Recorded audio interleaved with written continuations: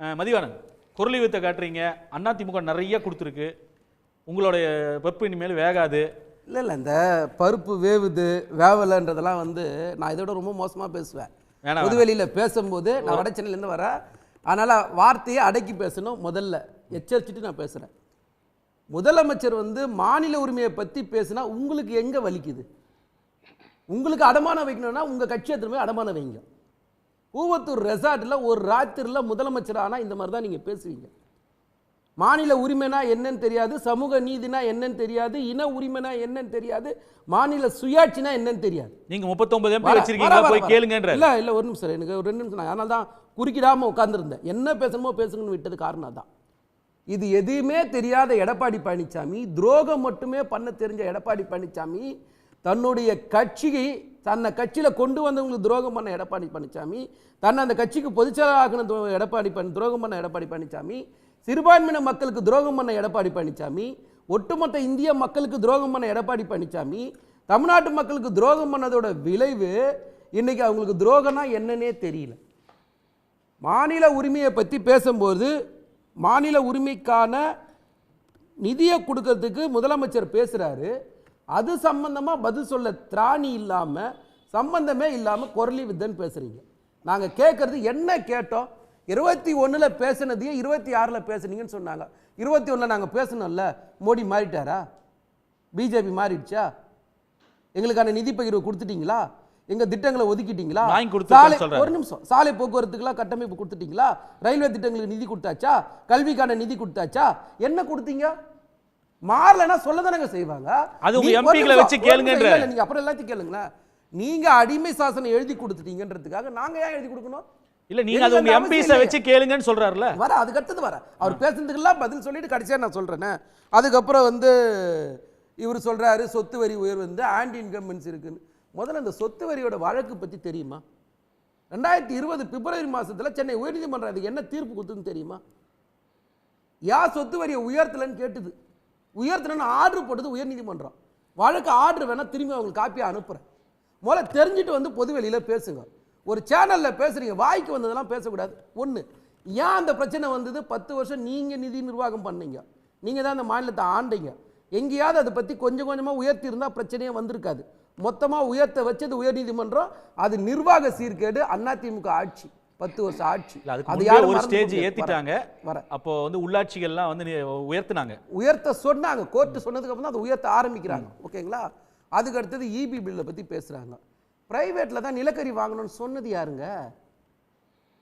உதயமின் திட்டத்தில் கையெழுத்து போட்டா 48,500 கோடி ரூபாய் தள்ளுபடி பண்ணுன்னு சொன்னது யாருங்க? அம்மையார் எதுக்கு அந்த திட்டத்தை எதிர்த்தாங்க? உங்களுக்கு பதவி ஆசை வெறி பிடிச்ச அலைஞ்சி அந்த அம்மா எதிர்த்த உதயமின் திட்டத்தையும் உணவு பாதுகாப்பு மசோதையும் ஆதரிச்சு கையெழுத்து போட்டது யாரு? நீங்களா யாரு? அந்த அம்மா எதிர்த்தாங்களே அந்த திட்டத்தை. உங்க பொதுச்செயலாளர் தானே அந்த அம்மா. அவங்க பேர் சொல்லி ஆட்சி செய்கிறீங்க. ஏன் கையெழுத்து போட்டீங்க? பதில் இல்லை. வாக்குறுதியை பற்றி பேசுகிறீங்க. பிரதமர் ஒரு வாக்குறுதி கொடுத்தாருல்ல. பிரதமர் 15 லட்ச ரூபா போடுறேன்னு சொன்னது, 2 கோடி பேருக்கு வேலை வாய்ப்பு கொடுப்பேன்னு சொன்னது, பெட்ரோல் உயர்வை கட்டுப்படுத்துவேன்னு சொன்னது, விலைவாசியை கட்டுப்படுத்துவேன்னு சொன்னது, ரூபாய் நோட்டோட மதிப்பை கட்டுப்படுத்துவேன்னு சொன்னது, இதெல்லாம் மறந்துட்டீங்களா? இந்த தேசம் என்கிட்ட இருந்தால் தான் பாதுகாப்பாக இருக்குன்னு சொன்னீங்க. 2047 நடக்க போகுதுன்னு சொல்லியிருக்காரு விக்சித் பாரத். இல்லை வர வர வர இன்னைக்கு ராணுவ தளபதி சொல்றாரு சார், பிரைம் மினிஸ்டர் தொடர்பு கொள்ள முடியலன்னு, பாதுகாப்பு அமைச்சரை தொடர்பு கொள்ள முடியலன்னு முன்னாள் ராணுவ தளபதி சொல்றாரு. அதை நாடாளுமன்ற விவாதம் பண்ண உங்களுக்கு துப்பு இல்லை. நீங்க பாதுகாப்பு இந்த நாட்டை வச்சிருப்பீங்களா? என்ன வாக்குறுதியை பத்தி பேசுறீங்க? சரி, நான் சொல்றேன். நாங்க காலை உணவு திட்டத்தை நாங்க வாக்குறுதியில் கொடுத்தோமா? செஞ்சோம்ல. புதுமை பெண் திட்டத்தை நாங்க வாக்குறுதியை கொடுத்தோமா?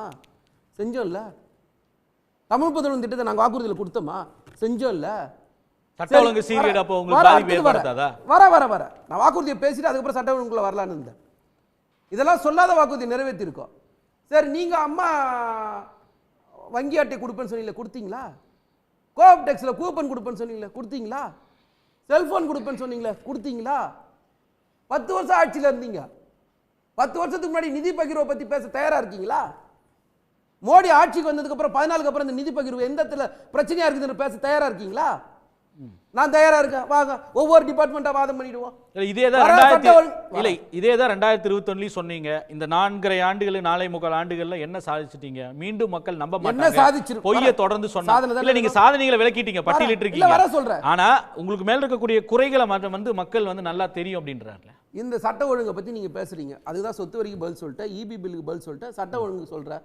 நாட்டிலேயே பாதுகாப்பான மாநிலம்ன்றது நம்பர் 1 மாநிலம் எது சார்? இது அதிகப்படியான குற்றம் கொண்டாடக்கூடிய மாநிலங்கள் யார் சார்? முதல்ல 5 மாநிலங்களும் பிஜேபி ஆளுது சார். பாதுகாப்பான மாநிலங்கள் நம்பர் 1 மாநிலம் தமிழ்நாடு சார். இல்லைன்னு உங்களால் தரவுகள் தர முடியுமா? நான் தரேன். ஸோ நீங்க சொல்ற எல்லா குற்றச்சாட்டும் பொய்யான குற்றச்சாட்டு. அந்த பொய்யான குற்றச்சாட்டை நீங்க திரும்ப திரும்ப சொல்றீங்கன்ற ஒரே காரணத்தினால தான் 14 தோல்வியை உங்களுக்கு மக்கள் பரிசா கொடுக்குறாங்க. யாரும் இதை மறுக்கக்கூடாது, மறுக்கவும் முடியாது. நாங்க சொல்லல. 221 சட்டமன்ற தொகுதியில் திராவிட முன்னேற்ற கழக தலைமையிலான கூட்டணி முன்னிலையில் இருக்கு, வெற்றி பெற்றிருக்கு. 8 தொகுதியில தான் நீங்க முன்னிலை இருக்கீங்க. 2024 நாடாளுமன்ற தேர்தலின் அடிப்படையில். சரி, நீங்க சொல்ற மாதிரியே வந்து மக்களுக்கு வெறுப்பு இருக்கு, ஏதோ ஒன்று நீங்க ஏதோ ஆன்டி இன்கம்பன்சி, அது ப்ரோ இன்கம்பன்சியா ஆன்டி இன்கம்பன்சியான்னு முடிவு பண்ண வேண்டிய மக்கள் தான்.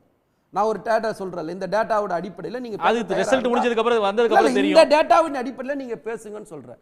வளர்ச்சியை பத்தி பேசுறீங்க. பொருளாதாரத்தில் நீங்க நம்பர் 1 மாநிலமா தமிழ்நாடு இருக்கா? வேற யார் சார் இருக்கா? தனி மனித வருமானத்தில் வளர்ச்சியில வந்து நம்பர் 1 மாநிலம், தனி மனித வருமானத்தில் 2வது மாநிலம் தமிழ்நாடு சார். இல்லைன்னு உங்களால் மறுக்க முடியுமா? உயர்கல்வியில நம்பர் 1 மாநிலம் தமிழ்நாடு சார்.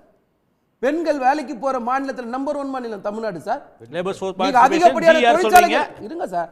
நீங்க இன்னொரு விருந்தினர் இருக்காரு, அவர் என்ன பேசல. நான் சொன்னேன், நான் அமைதியா ஏன் இருந்தேன்னா அதிகப்படியான பொய்யை மட்டுமே நீங்க பேசுறீங்க. நீங்க விரிவா சொல்லிட்டீங்க. இன்னொருவர் வந்து பேசாம இருக்க. மதியானம் பேசுவோம். உடனுக்குடன் செய்திகளை தெரிந்து கொள்ள சன் நியூஸ் பெல் ஐகானை கிளிக் பண்ணுங்க.